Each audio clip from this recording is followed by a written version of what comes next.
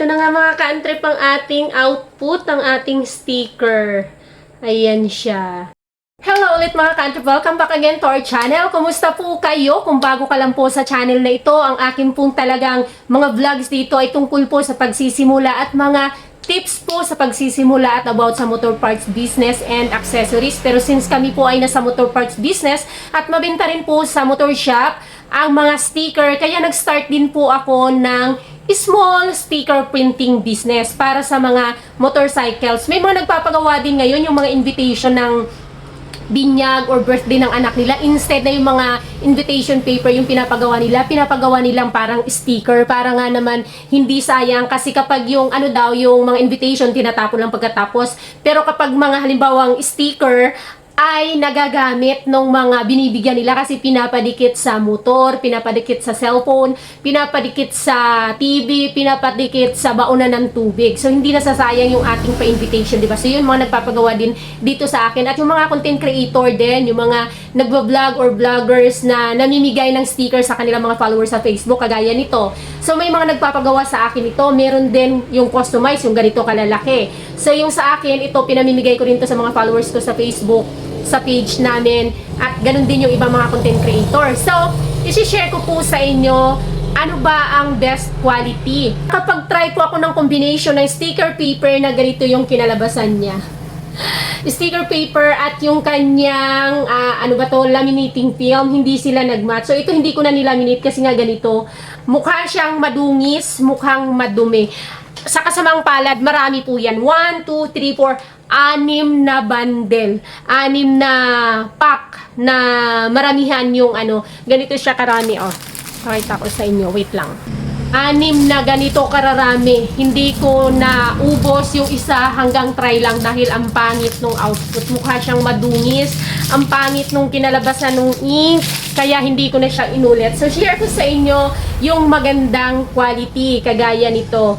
Ayan, nag-try ako noon. Hindi ko na pangalanan yon, at nag-try din ako ng kakombination nung kanyang laminating film. Pero kahit na maganda yung laminating film niya, madungis at ang pangit ng output nung papel na yun, nung sticker paper na yun. So, medyo mura lang siya, pero nga ang pangit, ang dungis-dungis niya. Ito ang ginamit ko po sa sticker paper na to, kung mapansin nyo, ay para siyang nagre-rainbow-rainbow. Sa laminating film po yan. Pero yung kanya pong papel, yung kanya pong sticker paper ay itong vinyl po ang ginamit ko. Vinyl matte. Ayan siya. Nakapag-try na rin ako ng transparent, kaya lang hindi maganda kapag idikit na sa motor, lalo na kung sa mga colored. Hindi siya ganun ka-attractive, at saka na siya, natatabunan siya ng kulay. Hindi siya nakikita kapag nakadikit na siya sa motor. Kahit sa black siya ilagay. Yung transparent na transparent na ano ba tawag dito? Na iTech. Tapos nakapag-try din ako ng glossy. Medyo hindi rin maganda, medyo pangit yung output nung kanyang ink. Medyo pangit ang kinalabasan niya. Parang may kunti siyang sobra-sobra yung, kumbaga tawag sa amin sa Bisaya, siri masyado. Halimbawa, black, grabe niya ka-black. Ganun yung kinalabasan niya. So, ito yung tinry ko, yung matte. Dito ako nag-stay. Ito ang marami ko nang nagamit. Si iTech na matte, at pinartneran ko yan ng Yasen na laminating film.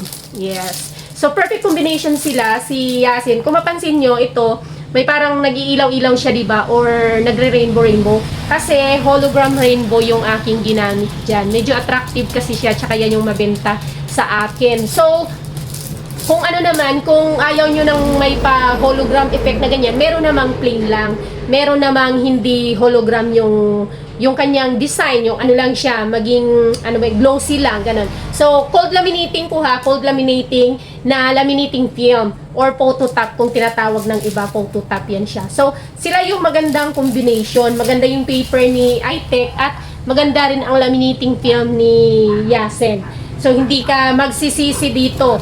Kasi pag nakabili kayo, bali nakatry na rin ako, parang 4 na brand yung natry ko. Pero doon sa 4 na brand, ayun, may 6 nga ako na pack nung pangit na brand. Tapos mabuti na lang yung iba pang brand, nagsubok lang ako. Pag ganito lang siya. So, naubos na lang yun, inano na lang ng anak ko, ginawa-gawa na lang ng anak ko ng sticker niya na pansarili. Tapos, yung dinidikit lang nila sa sa bag nila, sa mga gamit. Kumbaga, ginawa na lang siyang laruan kasi sayang naman. At kapag ano nga pala, kapag ganun yung ating ginamit na paper, syempre, dismayado si customer nun, si client. At hindi mo siya actually ibibigay eh. Hindi mo siya i-release kasi nga, syempre ang pangit, di ba? Hindi na yun uulit. Kung uulit, kung tatanggapin niya yun, magko-complain at malamang sa malamang hindi niya talaga tatanggapin kapag ganun yung iyong ibibigay na output sa kanya. So, ito po, minsan din, may kinalaman din yung quality ng sticker doon sa pag-layout. So, kung mapapansin nyo, ito, yung parang may madilim sa, sa likod, sadya po talaga yan siya. Sadya yan, kasama yan doon sa layout. Pero kung wala yun, maliwanag lang yan siya. So, ang ginamit po dito, ang ink ko po dito ay Kuyi na pigment ink ang ginamit namin dito. Kuyi pigment ink dito sa na ito, sa iTech at saka sa Yasin na laminating film na ito. Kasi kapag yung stock kasi niya ng Epson L3200 nga pala, L3210 nga pala yung gamit ko. So stock niyan talaga na na ink ay dye ink.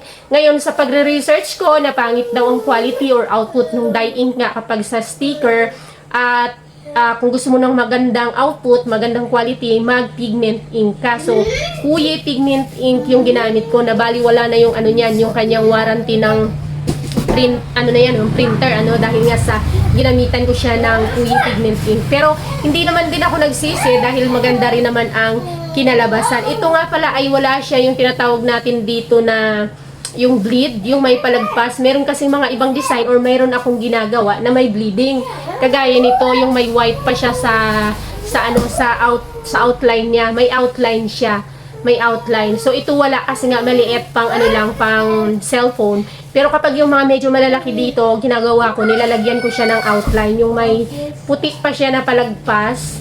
Yan pang motor. Ito kasi sukat ito sa mga panglikod ng cellphone ng mga followers ko. So, maraming salamat. Sana'y nagustuhan nyo ang aking tutorial sa pag-i-sticker. At marami pa tayong pag-uusapan. Comment nyo lang kung ano yung gusto nyo itanong at sasagutin ko sa abot ng aking makakaya. Actually, sobrang dinetalyado ko po yun. Kasi nung nag-start ako, sobrang kong struggle. Hindi talaga ako marunong. Ang dami kong pinanood ng mga video pero hindi siya yung kung paano talaga siya, yung as in talagang spoon feed baga.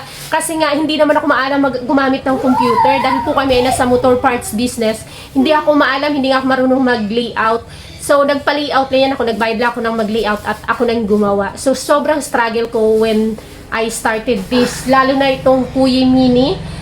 Sobrang nag-struggle ako kasi may tinatawag po tayo dyan yung mga mark niya, yung markings na yun. So, yan ay pag-uusapan at isi-share ko yan sa inyo sa susunod kung mayroong interesado. Pa-subscribe naman kung nagustuhan at comment lang kayo kung meron kayong katanungan. Thank you so much! Bye!